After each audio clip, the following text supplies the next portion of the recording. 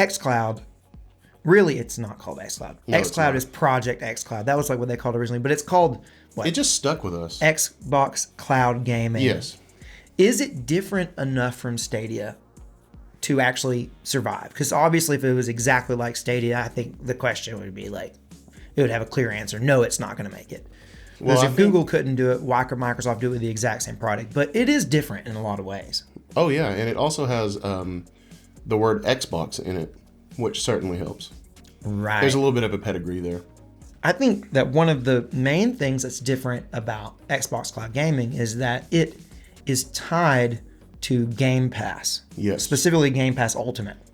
You Right. can't just like purchase, Xbox Cloud Gaming and just cloud game. Right. I wonder if they'll add a tier eventually where it's just cloud. I wondered that because like technically this xCloud thing is still in beta.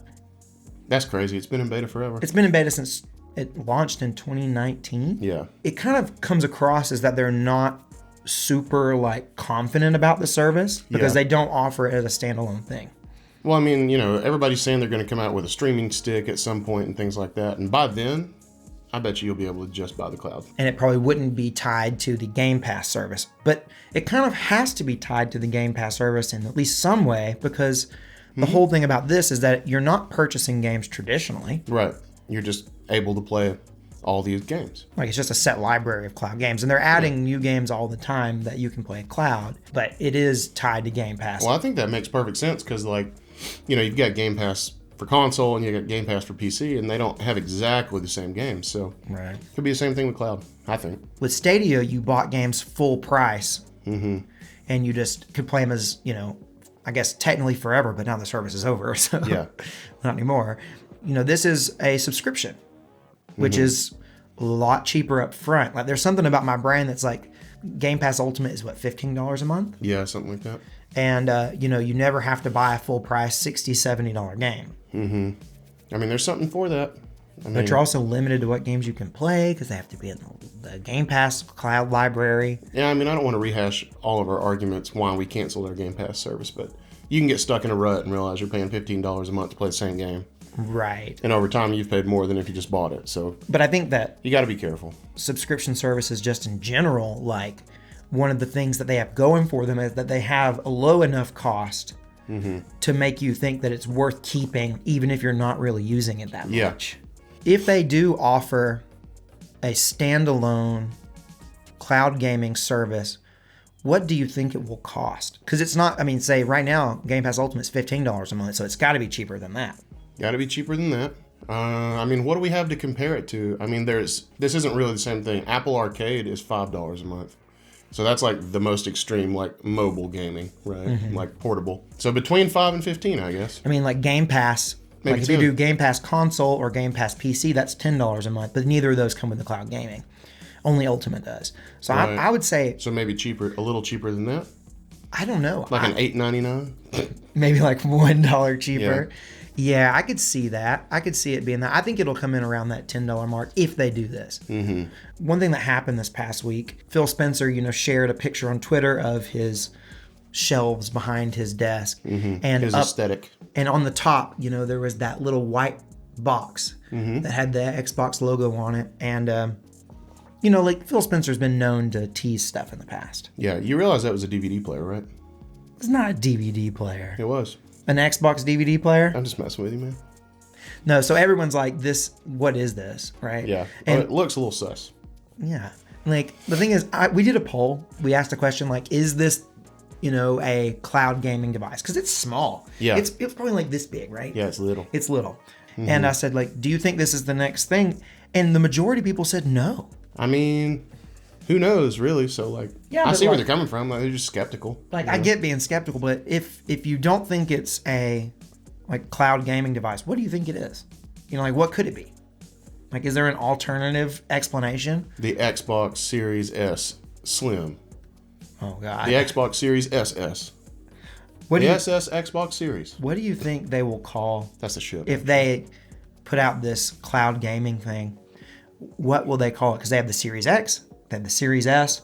What are they going to call the Series C? I think so. I really do think so. Yeah. I think it's going to be the Series C for cloud. Yeah. I really do. which is weird. That's super weird. Yeah, but Man, I got me an Xbox Series C.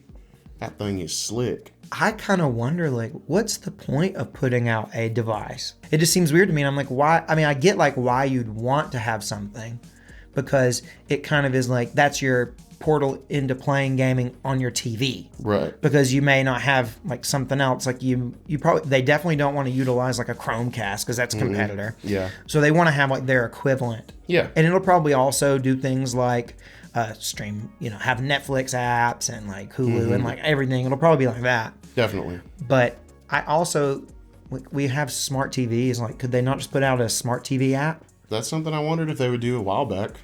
Is there like some additional processing that needs to be done, like to make it better? Like, is that why they're putting out this like not stick-sized device and not just a smart TV app? Like, well, maybe they could. I don't understand. Do some like after the fact like processing on the video to make it maybe like higher resolution. Because one of the things about cloud gaming is that the resolution is often bad and the frame rate's often bad. So maybe there is some and the latency.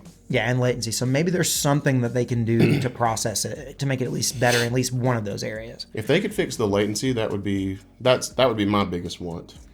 I think latency is going to be one of the hardest problems to fix. Agreed. Because it's the worst problem. Yeah.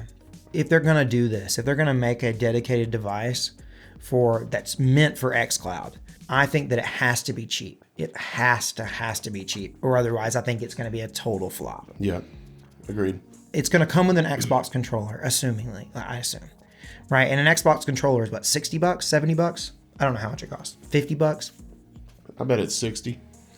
So my thought is, if they put one of these out, my target price for what would interest me, I could see at $100. Mm-hmm. And that being like the cap. Yeah.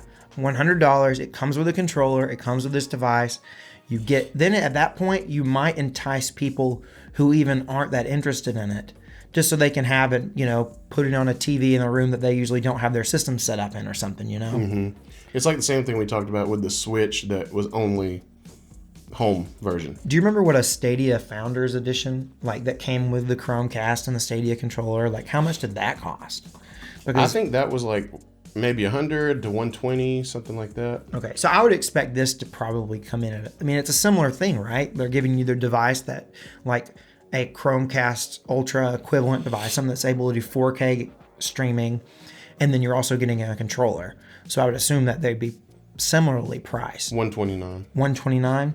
Okay, so maybe something around that, but I would like to see it lower. Me too. I'd like to see the $100 mark. Because if it was $100, I think even people who have an Xbox, you start at that point maybe attracting those customers too, not just people who are looking to get into gaming without a console. Right.